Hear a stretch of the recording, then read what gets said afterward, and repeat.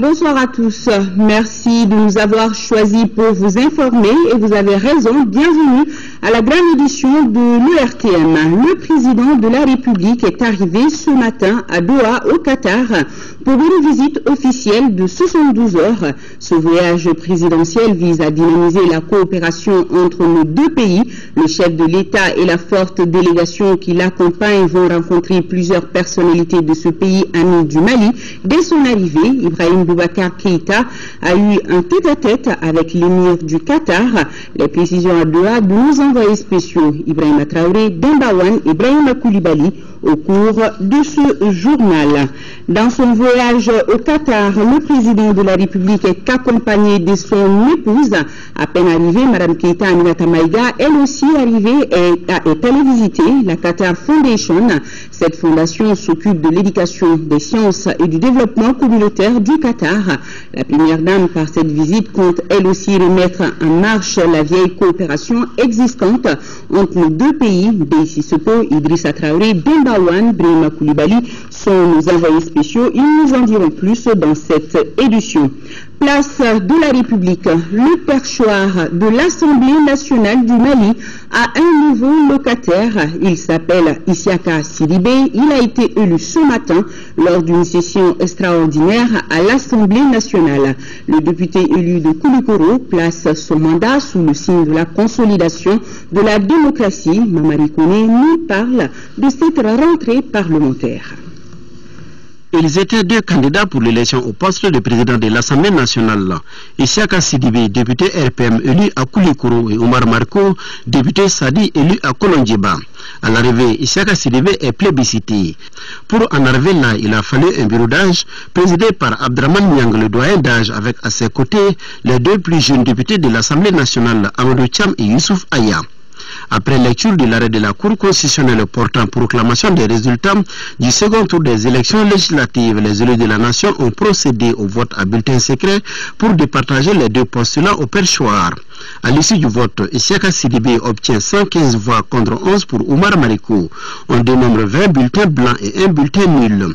Présider l'Assemblée nationale en ce moment important de l'histoire de notre pays constitue un immense honneur et surtout un redoutable challenge, dira le nouveau président de l'Assemblée nationale. Ce challenge, j'entends le relever avec vous tous, car convaincu que nous sommes tous dépositaires de la souveraineté du peuple malien.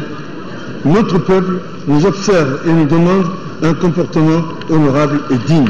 Notre pays, alhamdulillah, est en train de sortir d'une grave crise grâce au multiple soutien de la communauté internationale, à la bénédiction de nos ancêtres et au génie de notre peuple. Il nous appartient, en tant que porteurs de la souveraineté nationale, de nous inscrire dans cette dynamique de sortie de crise. Dignes représentants du Mali, nous devons servir l'intérêt général, rien d'autre. C'est le moment d'être à l'écoute de notre peuple, de rendre compte à nos mandants. Réconciliation nationale, refondation de l'État, l'Assemblée nationale entend jouer toute sa partition. Nous allons écrire ensemble une nouvelle page de l'histoire, de la longue histoire et riche histoire parlementaire de notre pays. Cette page, nous devons faire en sorte qu'elle soit écrite en lettres d'or dans l'histoire de notre Parlement.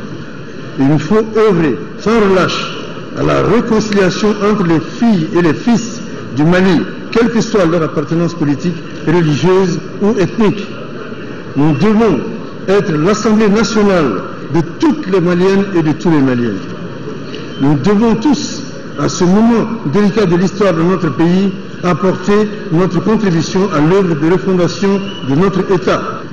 Œuvre entreprise par son Excellence Ibrahim Boubacar Keïta, président de la République du Mali, homme d'État, homme de conviction, homme de défi.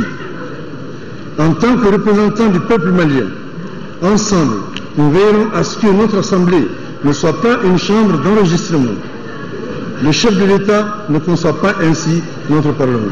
Juste après l'élection du président, les élus ont constitué une commission ad hoc chargée de la relecture du règlement intérieur du Parlement, après quoi les regards seront tournés vers l'élection des membres du bureau de l'Assemblée nationale et la constitution des groupes et commissions parlementaires. Voilà, l'Assemblée nationale commence à revivre un nouveau président et bien sûr de nouveaux députés. Ils mesurent l'ampleur de la tâche qui les attend, tâches qui sont entre autres défendre les intérêts des populations et remplir pleinement les missions de l'Assemblée nationale dans le développement du pays. Agali Ad Adissa nous emmène dans cette assemblée fraîchement mise en place.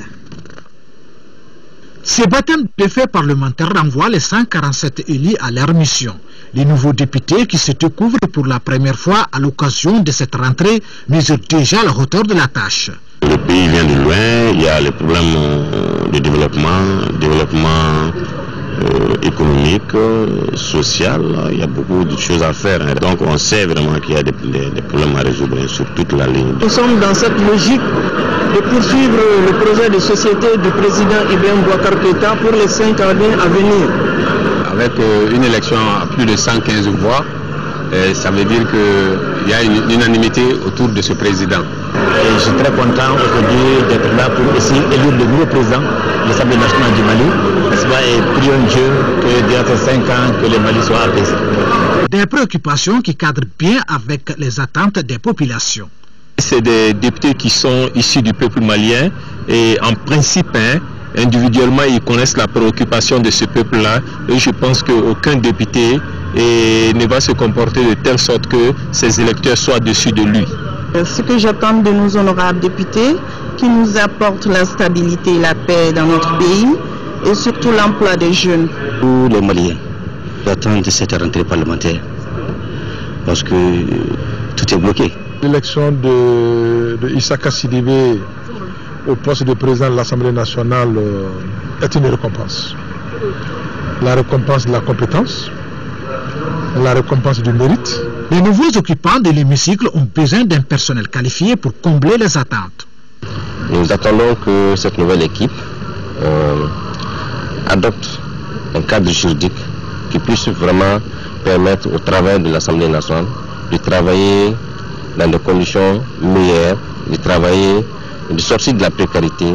Nous avons des compétences à mettre à la disposition de la nouvelle équipe. Certains membres du gouvernement des partis politiques étaient présents à cette session inaugurale de la nouvelle législature.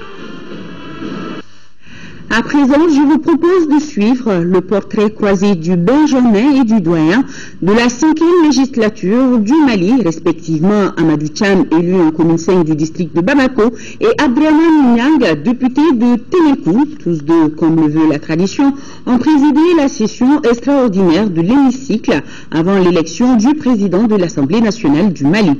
Mohamed Ould Mamouni nous les présente. Voici le plus jeune député de l'histoire de l'Assemblée nationale du Mali. Il s'appelle Amadou Thiam. Il a été élu en commune 5 du district de Bamako. Né le 21 mars 1984 à Ségou, Amadou Thiam est titulaire d'un MBA Finance et d'un DSS en communication de l'École spéciale de gestion de Paris. Il est aussi titulaire d'une maîtrise en sciences de l'administration, spécialité gestion des ressources humaines, diplôme obtenu à l'École nationale d'administration du Ghana. C'est dans ce pays que Thiam a effectué ses études primaire et secondaire de 1991 à 2002. Le Benjamin des députés porte les couleurs de l'ADP Maliba à l'hémicycle. C'est un grand honneur pour moi, également pour le Mali, et pour la jeunesse, parce que ça montre que les Maliens ont commencé surtout à avoir confiance aux jeunes, et c'est le renouveau tant entendu. Les défis sont majeurs. Moi, en tant que député de la majorité présidentielle, c'est d'aider le président Ibrahim Boubacar Keïta à tenir les engagements pour lesquels il était élu. Amadou Thiam est marié et est père de 2 enfants. Il parle anglais, français et allemand.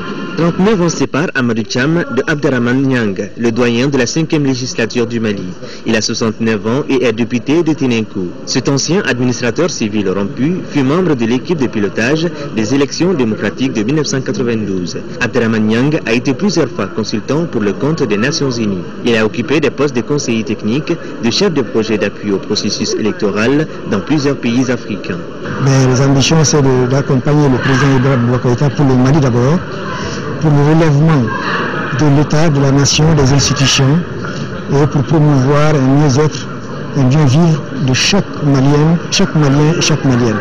Nous serons toujours à côté des jeunes pour leur préparer la montée là où nous sommes aujourd'hui. Signalons que ce sont le Benjamin et le doyen de l'hémicycle qui faisaient partie de ceux qui ont présidé la session extraordinaire de l'Assemblée nationale avant l'élection de son président.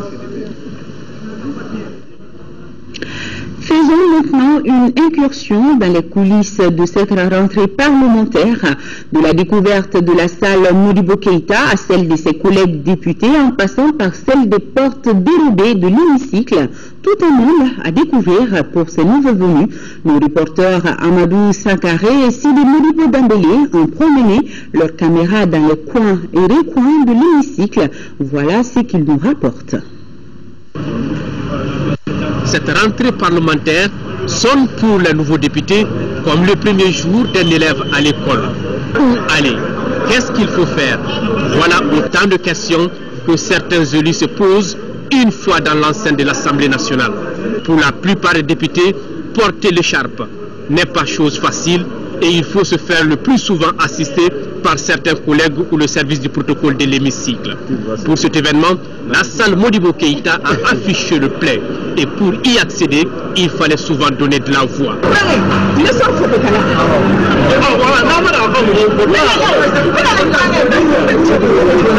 Le bureau d'âge, dirigé par l'honorable Abdraman Niang, est installé et les travaux peuvent commencer. La proclamation des résultats du vote donne le fauteuil de l'hémicycle à Ishaka Sidibé. Aussitôt, il est conduit à son siège par le service du protocole, mais aussi de la sécurité de l'Assemblée nationale. Pour faire avancer les choses, le secrétaire général de l'Assemblée nationale était obligé à chaque fois de souffler à l'oreille du président certaines indications, comme pour dire qu'imprimer pas est toujours difficile. Ce contact a été une occasion pour certains de faire des photos pour fixer l'événement. On va faire beaucoup de photos avec les gens. On s'appuie ça. Après, ils vont voir que les photos ici.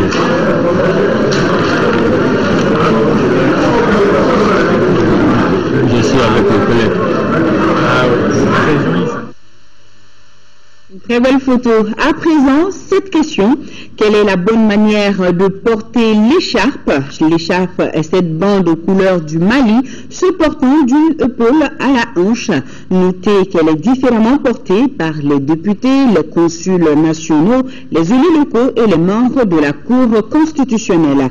À l'occasion de la rentrée solennelle des 5e législatures, Lamine Tchikoura Koulibaly attire l'attention sur la nécessité d'harmoniser le port de l'écharpe qui n'est pas le drapeau. Faut-il porter l'écharpe sur l'épaule droite avec la bande rouge près du cou ou la bande verte au col, la rouge tombant alors sur l'épaule? Les deux pratiques sont courantes, créant la confusion même dans l'esprit de certains de ceux-là qui l'arborent lors des cérémonies. La loi dit que l'écharpe repose d'abord sur l'épaule droite. Le vert est du côté du bras, l'or au milieu et le rouge vient vers le cou. On doit porter l'écharpe en considérant le cou comme étant le mât, et donc vert, or, rouge. Mais si on porte en l'envers, ça veut dire qu'on a le drapeau guinéen. Vous prenez par exemple le drapeau français, c'est le bleu, blanc, rouge. Vous voyez bien que le bleu, c'est du côté du mât. Donc c'est le cou qui représente le mât. Il y a une querelle de col. Cette querelle porte sur le mât. D'aucuns pensent que le cou représente le mât du drapeau. Alors si on considère le cou comme étant le mât du drapeau, il est certain que le vert serait collé au cou.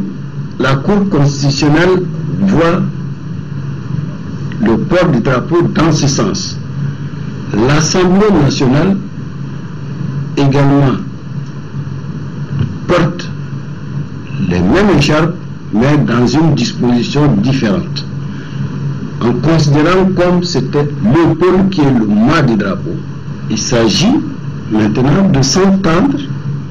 Il faut qu'il y ait une décision politique commune. Il appartiendra à l'autorité souveraine de prendre une décision dans ce sens. L'écharpe n'est pourtant pas le drapeau. L'écharpe, c'est une bande. Elle peut être neutre, elle peut arborer certaines couleurs, mais en réalité, ce n'est pas le drapeau. Ça, c'est l'écharpe de la Côte d'Ivoire, du président de la République. Ce n'est pas le drapeau de la Côte d'Ivoire. Notre écharpe, effectivement, c'est une bande, mais qui a à ses extrémités une couleur rouge, une petite bandelette rouge et une autre bandelette verte. De largeur totalement différente que la bande centrale qui est couleur or. Donc, à ce niveau-là, on ne peut pas dire que c'est le drapeau du Mali qu'on fait porter au président de la République. Tout édifice, toute institution nationale doit porter le drapeau. Et la bonne morale voudrait que le drapeau ne passe pas la nuit au Mans. La bonne règle voudrait que le drapeau ne soit pas déteint, ni battu par le vent, ni le soleil. Le bon citoyen, il dit bonjour à son père, bonjour à sa mère. À l'école, il va à l'école pour assister à la montée des couleurs le matin. Et le soir, il assiste à sa descente. En ce moment, il vit avec le pays dans le cœur. Le drapeau est un symbole de la République. Il doit être enseigné en insistant sur sa sacralité. Ce faisant, l'on corrigera le déficit de civisme qui règne au sein de la population. Je vous le disais tantôt, le président de la République est arrivé ce matin à Doha, au Qatar, pour une visite officielle de 72 heures. Ce voyage présidentiel vise à dynamiser la coopération entre nos deux pays. Le chef de l'État et la forte délégation qui l'accompagne vont rencontrer plusieurs personnalités de ce pays ami du Mali. Dès son arrivée, Ibrahim Boubacar Keïta a eu un tête-à-tête avec l'émir du Qatar. Les précisions à Doha de nos envoyés spéciaux Ibrahim Traoré, Dombawan et Ibrahim Koulibaly. Bamako et Doha entendent dynamiser leur coopération dans tous les secteurs de développement.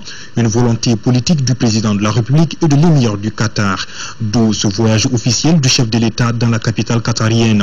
Ibrahim Boubacar Keïta est accompagné de son épouse et d'une très forte délégation composée notamment de plusieurs membres du gouvernement, de hauts fonctionnaires et d'opérateurs économiques.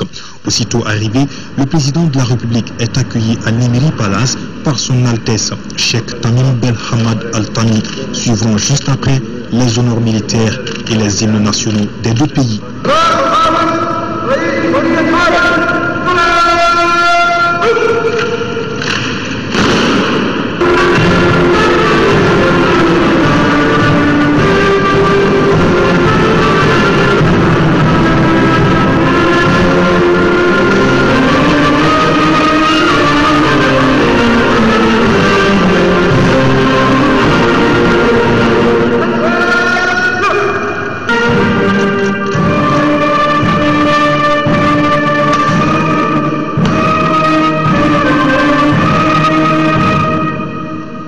Les deux chefs d'État ont eu ensuite un entretien en tête-à-tête élargi aux délégations des deux pays.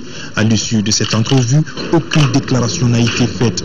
Les deux dirigeants auraient échangé essentiellement sur le renforcement de la coopération bilatérale, notamment dans les volets politiques, économiques et humanitaires. Toutes ces questions seront également abordées par le président Ibrahim Boubacar Keïta, qui recevra plusieurs autres personnalités du Qatar. Dans la foulée, les ministres et les opérateurs économiques des deux pays tiendront des réunions de haut niveau pour discuter en profondeur de la concrétisation des actions à entreprendre.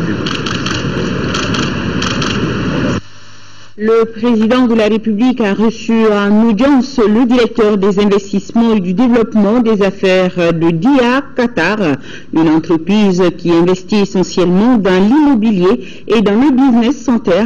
Hassan Youssef Al-Bakr entend se rendre bientôt à Bamako pour voir les possibilités d'investissement dans le pays. C'est du moins ce qu'il a déclaré à sa sortie d'audience. Écoutons-le, il est au micro de nos envoyés spéciaux. L'objet de la visite, c'est d'abord transmettre nos salutations à M. le Président de la République, mais aussi voir avec lui les possibilités d'une coopération dans le domaine de l'hôtellerie et du foncier, de l'immobilier. Nous sommes en train d'explorer les différents domaines de coopération avec le Mali. Et d'ici là, déjà, je peux vous dire que nous sommes dans l'attente de propositions de la partie malienne, mais aussi une mission qu'on va dépêcher d'ici dans les meilleurs délais, afin de se rendre auprès des autorités maliennes, voir de viser les différents sites, les différentes possibilités, afin que cette coopération puisse être enclenchée. Nous sommes essentiellement dédiés à la construction de grandes œuvres, comme on dit, dans le domaine de l'hôtellerie, de grands hôtels, des logements, mais aussi ce que nous appelons les business centers. Tout ça, ça entre dans le cadre de nos activités.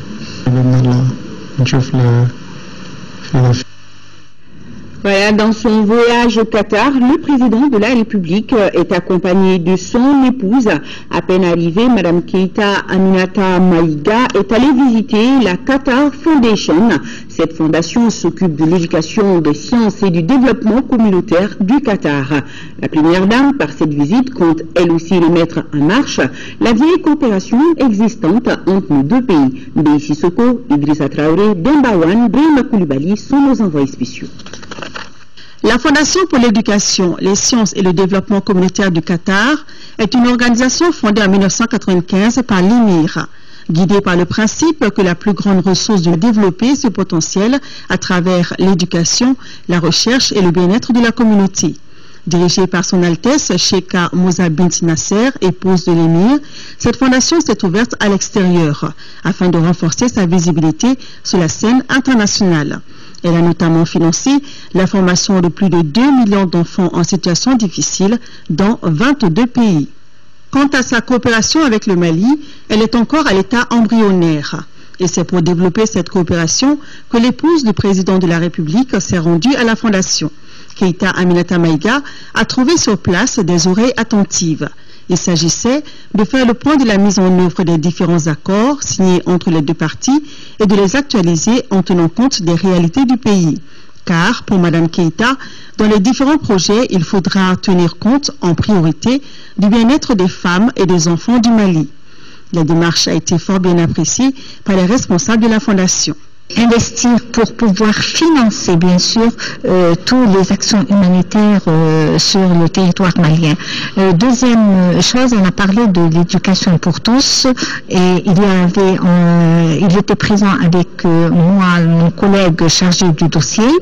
On a parlé aussi du mouvement associatif ou bien des ONG, soit au Mali, soit au Qatar, et puis on a parlé des relations peut-être dans l'avenir bilatérales entre ces ONG. Et on a parlé aussi d'une rencontre avec les concernés, les ministres qui sont concernés par cette convention, pour réactiver cette convention et aussi sa mise en œuvre. Bon, l'aide de la première dame va être très précieuse parce qu'elle va renforcer et aider à ce que cette mise en œuvre sera palpable et concrète. Près de 2 millions d'euros attendent donc des nouveaux projets maliens qui pourraient intéresser la Fondation. Mais déjà, la construction des centres de fabrique de bijoux, d'un centre de préservation des manuscrits et l'appui des micro-projets en faveur des femmes sont des volets qui pourront être réalisés. Une présentation en images et en miniature a permis à l'épouse du chef de l'État d'en savoir plus sur les infrastructures de la Fondation du Qatar. Keïta Aminata Maïga a signé le livre d'or de la structure et invité ses interlocuteurs à venir au Mali. En guise d'acceptation, ils lui ont remis un cadeau qui symbolise le pilier de la Fondation, un arbre à plusieurs branches, comme pour marquer un nouveau départ dans la coopération entre le Mali et le Qatar. D'autres informations sur ce voyage présidentiel dans nos prochaines éditions. À signaler également que le Conseil de sécurité des Nations Unies a tenu ce jeudi 16 janvier 2014 à New York une rencontre spéciale pour faire le point sur la situation au Mali, une séance au cours de laquelle le représentant permanent du Mali auprès de l'ONU, M. Sékou Kassé, a souligné l'engagement du gouvernement à restaurer la cohabitation et le vivre ensemble entre populations des régions du Nord d'une part et entre les populations du Sud d'autre part. Il a rappelé que le gouvernement du Mali avait élaboré et validé avec la MINUSMA les éléments d'une feuille de route de sortie de crise dont l'un des points prévoit le démarrage prochain de pourparlers de paix inclusif. Les 23 et 24 janvier 2014 se tiendra au CICB le forum sur la corruption et la lutte contre la délinquance financière sous la présidence du Premier ministre Oumar Tatamli. En prélude à l'événement, le président de la commission d'organisation, Béhina Zerbo, nous parle des enjeux de ce forum. Il est au micro de Lamine Keïta. La lutte contre la corruption et la délinquance financière fait partie de votre priorité des autorités de la République, notamment le président de la République. En réponse à la volonté présidentielle, le Premier ministre a donné des instructions pour l'organisation d'un forum sur la corruption et la délinquance financière. Et il faut dire quand même l'origine de ce forum, parce que par le passé, en 2008, il y a eu les états généraux de la corruption. Mais l'application des états généraux a posé problème, parce qu'à ce jour, la corruption continue de grimper. En même temps, le taux de mise en œuvre du plan d'action qui a été fait dans ce cadre-là est très faible. Devant une telle insuffisance, les autorités ont décidé de relancer un peu cette lutte-là. D'abord, nous allons essayer de comprendre pourquoi le plan d'action n'a pas été mis en œuvre comme prévu. Ensuite, comme il s'agit de la corruption, ça ne se limite pas simplement à ce plan d'action. Donc, d'abord, le plan d'action, il sera amendé par le forum. En même temps, nous ferons en sorte que d'autres aspects, qui sont en fait des mesures d'accompagnement de cette lutte-là, soient envisagés. Je vais parler de la transparence, et les aspects de transparence qui sont discutés lors de ce forum. Je vais parler également du projet de loi contre l'enseignement illicite. Tout ça font partie des sujets à débattre lors de ce forum. Demain, jeudi également, sera ouvert ici à Bamako la journée nationale de la prospective. Le thème retenu pour cette journée est la prise en compte du long terme pour une gestion efficace du développement. En prélude à l'événement, le ministre du Plan et de la prospective, Cheikhna Seyni Amadi Diawara, nous parle ici des thèmes qui seront développés. Il est au micro de Nando Dambeli. Le Mali a déjà utiliser la perspective par le passé. La vision a été adoptée par le gouvernement et beaucoup de décisions pour l'opérationnalisation de cette vision. Mais de l'avis de plusieurs observateurs, le Mali ne s'est pas servi de manière optimale. Donc la perspective peut servir dans la résolution de sortie de crise. Il y a un certain nombre de panels qui sont prévus. Il y a le panel qui sera sur les défis et les enjeux de la perspective et la perspective dans un contexte de mondialisation et post-crise comme on est ici. Le deuxième panel va porter sur la présentation de Mali 2025. Le troisième panel, il est basé sur comment passer de la vision à l'opérationnalisation de la vision. La dernière session, quatrième, va porter sur les témoignages. Le résultat au terme de la journée, ce que nous attendons, c'est bien sûr beaucoup de recommandations pour sensibiliser tous les acteurs sur l'utilité de la prospective. Et ensuite, avoir une feuille de route pour mettre en jeu la vision de l'organisation, se donner cette fois-ci les moyens de mettre en œuvre la vision. Donc, ressortir avec une idée précise du contenu qui est à cet exercice. Toutes nos excuses pour la qualité du son de cet élément. Sur un tout autre plan, le ministre de l'Environnement et de l'Assainissement a animé hier une conférence de presse sur la problématique globale de l'environnement au Mali. Par cette rencontre, Ousmane Agrissa informe les journalistes sur la nouvelle politique nationale de l'assainissement. Youssouf Diakité.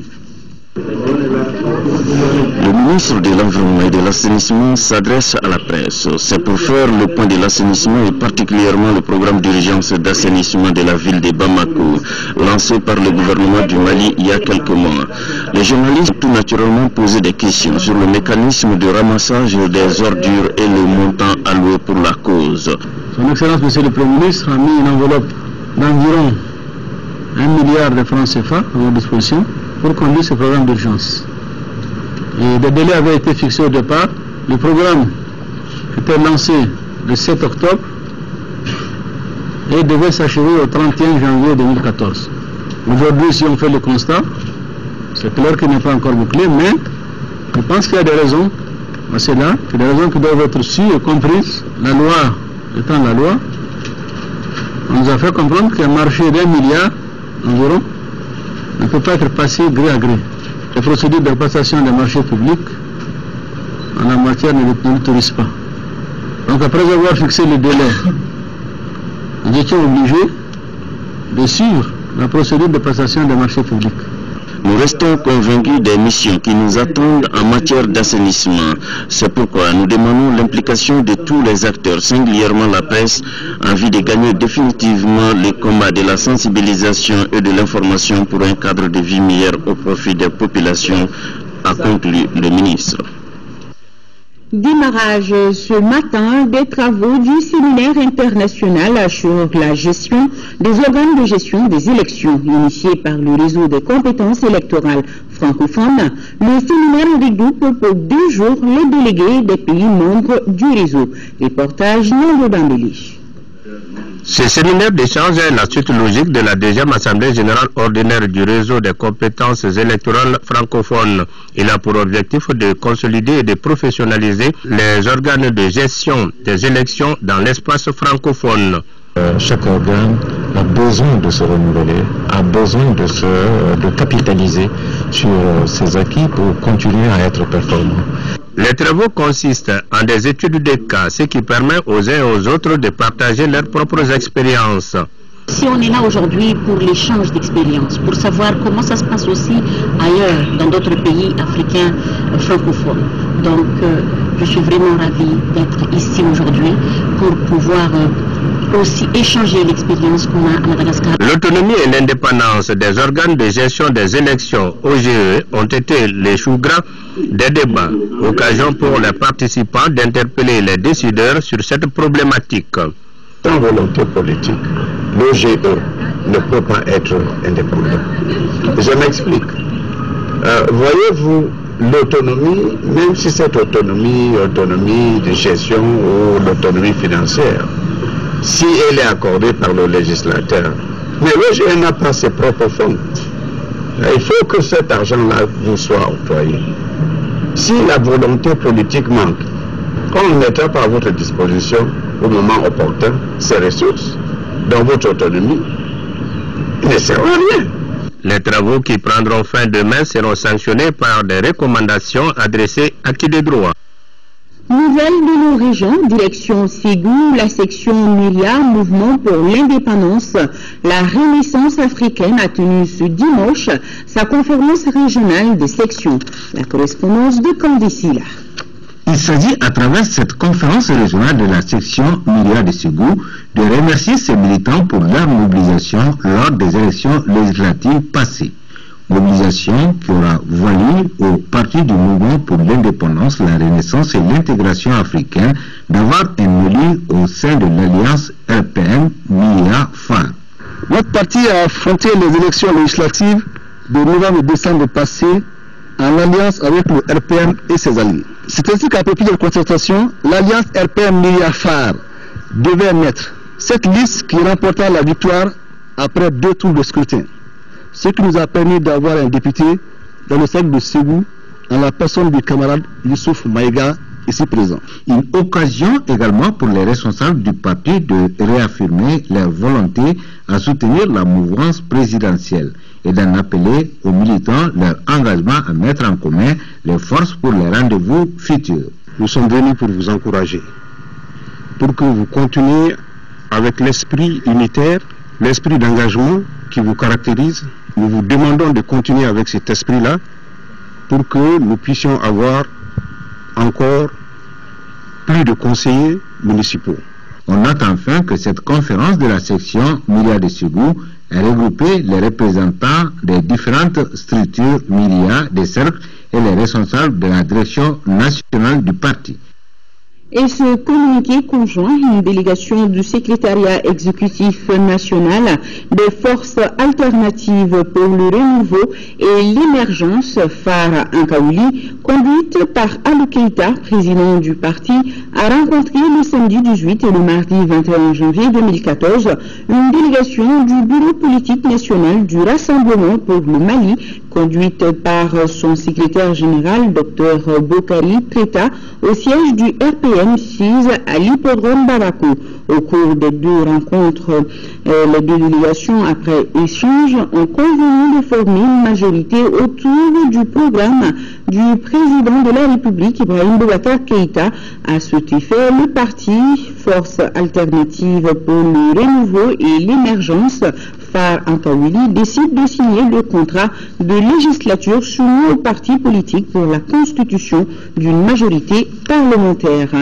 Un mot de la fête du 20 janvier à Kidal. Les forces étrangères et les FAMA s'y sont retrouvées sur la place d'armes du camp général Abdoulaye Soumaré, occasion pour le gouverneur de rendre un hommage aux populations de Kidal et aux forces armées étrangères. De Kidal, le reportage de Tchémoro Sagara et Sirigi Balou. La revue de troupes, l'imposant discours du commandant de la place d'armes et un déjeuner offert sont les principales activités qui ont marqué le 53e anniversaire de l'armée malienne à Kidal. Dans son adresse, le commandant Daouda Sagara a d'abord déploré l'insécurité sur toute l'étendue de la région avant de noter les efforts sans relâche fournis par les forces armées et de sécurité nuit et jour pour ramener la sécurité et la quiétude au sein de la population. La récente patrouille et les missions de reconnaissance au niveau de tous les points suspects de la région en collaboration avec la MINUSMA et l'opération Serval n'ont pas été occultées par le commandant Sagara. Les forces armées de sécurité ont plus que jamais compris que toutes leurs actions visent d'abord à gagner la confiance des populations de la région de Kidal et à rechercher leur adhésion aux causes nationales défendues, condition indispensable à l'atteinte des objectifs fixés. Certes, les missions qui nous attendent ici sont plus difficiles et complexes, mais ne sont pas au-delà de nos capacités. Au cours du déjeuner offert, le chef de l'exécutif régional, le colonel Adama Kamisoko, a rendu un hommage à l'opération Serval, à la MINUSMA et à toute la population de Kidal avant de lancer une exhortation aux femmes de mener à bien les missions qui sont les leurs. Auparavant, une minute de silence a été observée en la mémoire de tous ceux qui sont tombés sur les champs de l'honneur. Partons à Dili où le Maou 2014 a été fêté dans une ferveur totale. Les fidèles étaient au rendez-vous, encore plus nombreux. Ils ont prié pour le Mali, nous dit Ibrahim Atchokari. Ils sont venus des quatre coins du Mali et de l'extérieur, les adeptes de la religion musulmane et fidèles de Mohamedou Abdoulaye Souad et de Cheikh Sidi Boudougou Khan. Ils se sont retrouvés à Dili, la Sainte, pour fêter le Mawlud 2014 et magnifier le prophète Mohammed, paix et salut sur lui. L'événement de cette année a enregistré la présence de grands érudits, prêcheurs de renom et des disciples de la grande famille El Souad. Sans relâche, une semaine durant, ils ont prêché, prié et fait des bénédictions pour la paix et la réconciliation de toutes les communautés musulmanes du Mali. Quel que soit ce que nous faisons dans ce pays, ceux qui sont des érudits doivent d'abord s'entendre, se prendre la main. Tant qu'eux, ils ne parlent pas le même langage, ceux qui sont derrière eux ne vont pas parler le même langage. Prier pour la paix et la réconciliation aujourd'hui au Mali, c'est un thème d'actualité. Et c'est à juste raison que ces différents thèmes ont été abordés. Le cadi ou encore le juge religieux de Dili, Baba Hama Amadou Khan, a dans un long réquisitoire prêché pour la tolérance religieuse, la paix et la solidarité entre tous les fils du pays. Je le dis à mes enfants, dans 10, 20 ans, peut-être nous, on ne sera pas là. Mais ceux qui seront là, le Mouloud de Dili n'aura rien à apprendre ou à envier de ce qui s'est fait à Touba, le grand mangal de Touba. Mais cela passe par vraiment la conscientisation de tous les pèlerins, de tous les musulmans, pour faire une œuvre sociale, pour aider Dili à se développer. En tout cas, les fidèles ont promis de s'impliquer davantage à l'organisation de cette fête religieuse. Direction Tombouctou pour souligner l'inauguration de la bibliothèque Al-Akib Ben Mahmoud. Environ 3000 manuscrits, dont certains acquis depuis le XVIe siècle, sont collectés et soigneusement gardés par la famille de l'imam. La bibliothèque a été inaugurée en présence du représentant de l'UNESCO, Lia Tandina, correspondance. Ils étaient tous là. Chercheurs, notabilités, chefs religieux et coutumiers pour assister à l'inauguration de la bibliothèque des manuscrits portant le nom du cadi Akib Ben Mahmoud. Le promoteur n'est autre que l'imam de la mosquée de Sankoré, Al-Imam Al-Hakoum, petit-fils de l'ancien recteur de l'université de Sankoré au XVIe siècle, dont les œuvres ont été rappelées. Al-Akib est un illustre personnage qui a vécu de 1507 à 1583. Il a marqué son siècle sur tous les plans. On lui doit, entre autres, la restauration des 3 grandes mosquées, Djingarebe, Sirieya et Sankoré. Et El-Akib qui a vécu dans un monde où il n'y avait vraiment pas de moyens. Mais avec les efforts, il a pu mettre tout le monde sur, en tout cas, des rampes qui peuvent nous amener à nous connaître, à avancer et à nous développer. Et si aujourd'hui, ces traces, tout ce qu'il a écrit, tout ce qu'il a mis en place, que nous venons pour les mettre quelque part, où on doit les protéger et s'y abréver davantage, alors on salue l'événement. Plusieurs personnalités se sont relayées au micro pour saluer l'initiative. Une visite guidée a permis de découvrir ces manuscrits anciens de près de 700 ans et qui méritent soutien et protection. Ces bibliothèques, c'est notre fierté. Il ne suffit pas seulement de les ouvrir, il faut les capitaliser, il faut les valoriser, il faut les fructifier pour en faire des nourritures spirituelles. Donc je prends l'engagement d'œuvrer pour que ces manuscrits, ces bibliothèques soient autre chose que les simples lieux de visite. Les organisateurs ont mis à profit le Mawlud pour inaugurer cet édifice culturel et procéder à la pose de la première pierre du complexe qui doit abriter la bibliothèque et l'école coranique.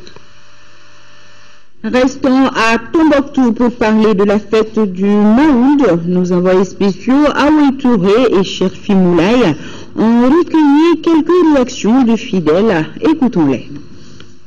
Parce qu'on n'a pas pu faire le Maoud d'ici. Aujourd'hui, Dieu merci, on a très bien fêté. Je suis très contente d'être là ce soir. Ça montre qu'il y a la paix chez nous et on espère que l'année prochaine trouvera qu'il y ait plus de paix au Mali. Moi j'ai eu à faire des bénédictions pour tout le Mali. Que la paix revienne. Nous sommes actuellement vraiment en paix et on souhaite que ça s'augmente. Très bien, même on est en bonne santé, on a la paix. On a besoin aussi de la paix toujours. Il n'y a pas quelque chose aussi mieux que la paix. La paix n'a pas de prix. Vraiment, on est très content. C'est comme lorsque le président français est venu. Tout Tombouctou est content. Que ça continue comme ça, on est très heureux. La fête était extraordinaire. D'autant plus que nous avons reçu vraiment nos parents, nos amis, nos collègues qui nous ont quittés depuis longtemps. Donc vraiment, cette année, c'était extraordinaire, vraiment. Aujourd'hui, Tombouctou a retrouvé ses anciennes habitudes. L'année dernière, ce n'était pas comme ça. Il y avait des étrangers qui étaient là. Aujourd'hui, vraiment, Dieu merci. Alhamdulillah. Que Dieu nous montre l'année prochaine. Il n'y a pas de blanc à Tombouctou, il n'y a pas de noir. Tout le monde est blanc, tout le monde est noir. Aujourd'hui, les frères sont retrouvés. Grâce à Dieu, grâce à l'effort du gouvernement et nos amis, l'AMISMA et le CERVAL et la CEDEAO et l'Union africaine. Aujourd'hui, tout le monde doit remercier Dieu, alhamdoulilah. Ce qui était impossible l'année passée, aujourd'hui, tout le monde s'est retrouvé. On a fêté le Mawlud. Chacun est parti chez son voisin, et chez son cousin, et chez son frère. Alhamdulillah, l'eau est retournée dans sa source d'origine. On espère qu'il y aura la paix totale selon les bénédictions que nous avons eu à faire à Tombouctou et ailleurs. Content que ça continue toujours. Voilà la fête de Maoud qui fit très bien à Tombouctou. En deuxième région, le RTM et l'UNICEF travaillent ensemble pour un changement positif de comportement du monde rural. Après Oulé-Sébougou, dans le cercle de Kati, la radio rurale vient d'animer une émission publique dans le village de Tchetigila, dans le cercle de Kouloukoro. L'émission portait sur les avantages de l'allaitement maternel. Le point, c'est avec Seydou Traori. C'est une autre manière pour la radio rurale du Mali et son partenaire UNICEF de se rapprocher davantage du monde rural. Il s'agit de faire participer les communautés rurales aux thématiques qui peuvent apporter un changement de comportement. La technique utilisée ici est l'émission publique. Par ce genre radiophonique, les populations réfléchissent sur un thème. Par exemple, pour le cas de Tchetigila, les avantages de l'allaitement maternel étaient au centre des échanges. Dans une énigme, les intervenants sont appelés à déchiffrer le contenu du message. Une série de questions intercalées par le folklore permet aux membres du jury désignés dans la localité de choisir 4 vainqueurs qui se sont distingués à travers des meilleures réponses. Le partenaire UNICEF qui appuie financièrement l'émission apporte des cadeaux aux jurys gagnants, de quoi valoriser la radio rurale du Mali auprès de ses auditeurs. Nous avons programmé de faire des émissions publiques de nouveaux programmes dans toutes les stations régionales, dans toutes les régions du Mali, de Kidal à Kaï. Il faut approcher l'auditeur, il faut aller chez lui. Et le meilleur moyen de communiquer, le meilleur moyen de passer les messages, c'est la participation. C'est ce que nous avons fait à la radio rurale. Cette émission réalisée à Tchetigila dans la commune rurale du Méguétan a été aussi une occasion pour l'équipe d'animation de la radio rurale et celle de l'ORTEM Koulikro de tester leur capacité à satisfaire les goûts et les désirs de leur auditoire. Avec l'ambition de toucher les populations de Kaï à Kidal, l'émission publique de la radio rurale du Mali peut, si elle est accompagnée des partenaires, valoriser les changements en apportant des réponses pertinentes aux différents besoins. Voilà le RTM pour un changement de comportement.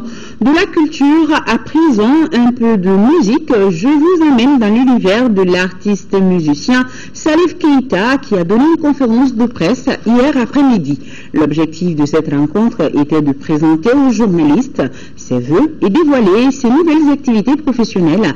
Il a également fait un tour d'horizon de sa carrière musicale commencée à la fin des années 60. Modibo Soirée a assisté à ce point de presse, son compte rendu. Nous sommes à quelques encablures du centre-ville de Bamako, juxtant la localité de Kalabankoro. Ici, la nature est généreuse et elle borde le majestueux fleuve Djoliba. Et c'est là, sur cette île baptisée Tchataland, que la mégastar internationale du Mali, Salif Keita, a invité la presse.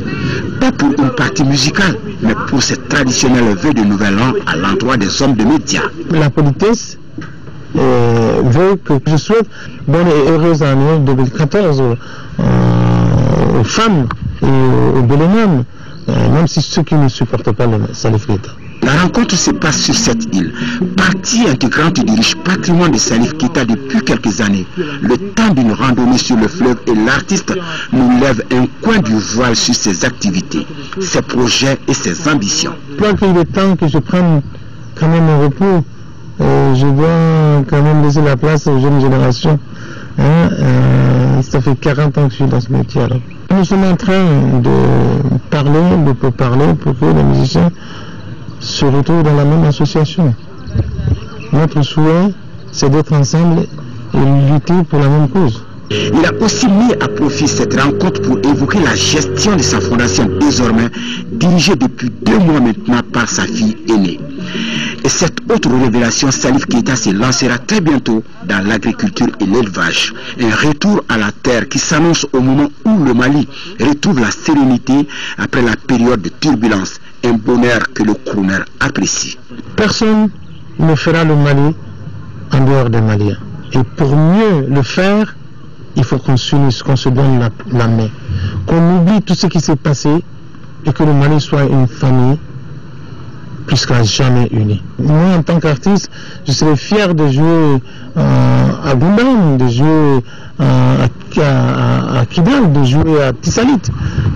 et j'aime le Mali dans sa diversité culturelle. En attendant d'autres retrouvailles avec la presse, le prochain cap musical de Salif Keita, cette fois-ci avec ses fans, sera le festival sur le Niger à Ségou dans quelques jours. Merci Molibo.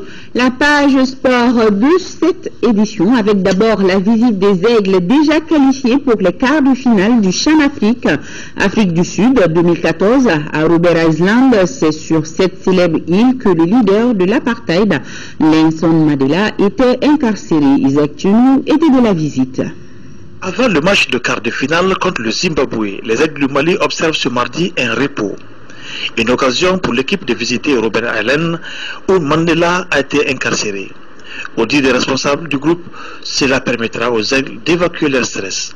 La visite de Robben Island aujourd'hui s'inscrit par le fait qu'aujourd'hui aussi c'était une opportunité pour nous aussi, Maliens qui avons beaucoup combattu pour la cause de l'ANG, même étant scolaire, d'aller un peu sur les traces effectivement d'une icône d'Afrique qui est Nelson Mandela, et c'est l'occasion de lui rendre hommage et de lui souhaiter que la terre lui soit légère, dans le souci de décompresser et de mieux entamer cette quart de finale qu'effectivement nous avions mis cette accession d'oxygénation pour pouvoir effectivement se détendre un peu.